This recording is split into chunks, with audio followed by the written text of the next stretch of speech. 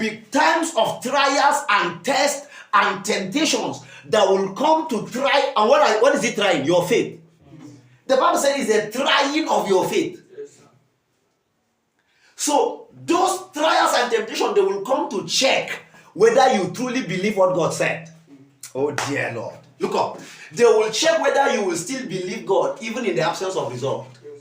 Many people only believe God when there is physical result. But those trials, they will come to try you whether you will still believe God in the absence of result. Will you still endure? Will you still be patient even though the result is not there? Yes, I said I will make you a millionaire, but right now you are broke. You slept hungry 2 days ago. You are sleeping hungry today. Will you still believe what I said about you? It will be tested.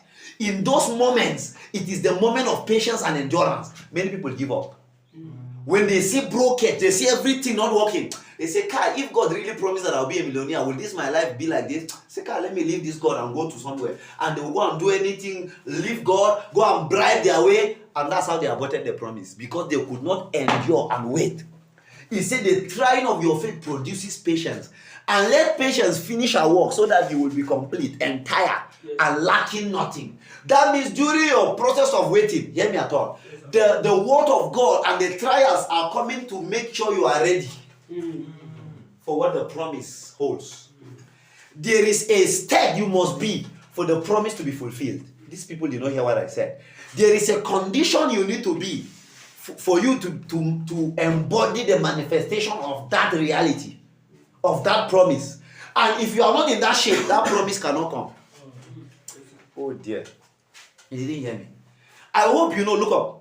God have promised, Jacob was the one that was supposed to carry the covenant that was already flowing in Abraham and Isaac. Is that also? Yes, sir. But until his name was changed, he was not ready for that promise. Yes, sir. Are you hearing me at all? Yes, sir. Until he had an encounter with the angel, until he suffered many things, yes, and came to the end of himself, then he was now ready. Trials and persecutions and temptations that will come your way, they are preparing you for the manifestation of the promise. If not, that manifestation of promise cannot come to you. The promise of God is, there is a version of you that will embody that promise, but this version of you cannot be.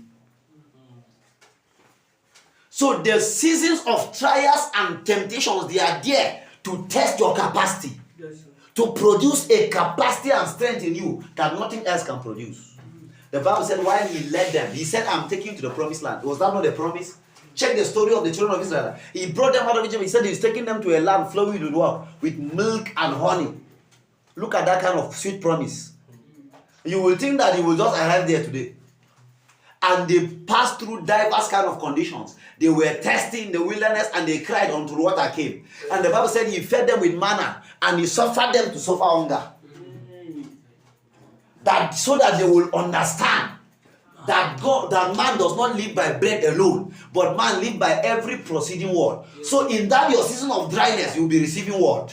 You'll be receiving word. You will discover there is no food, but God is speaking. Yes, He's trying to teach you how to depend on the word, not on physical things. Yes, so by the time he spent 3 to 4 years dealing with you like that, at the end of the day, even if physical things come, you will discover your mind is not on the physical thing. You have learned how to depend on the word. Yes, you don't have any confidence. The Bible said we are the circumcision. We have no confidence in the flesh. Do you know why you don't? Because every time we depended on the flesh, it failed us. The only thing we depended on the spirit, and via the word of God that has always been coming to us. That's how we have been depending. And today, whether there is physical thing or no physical thing, I have learned to depend on the proceeding word of God. If God said I should go, I will go. Whether I'm seeing any physical thing or nothing, I will move. If you have not been trained like that, how can the manifestation of that promise come to you? It can never be.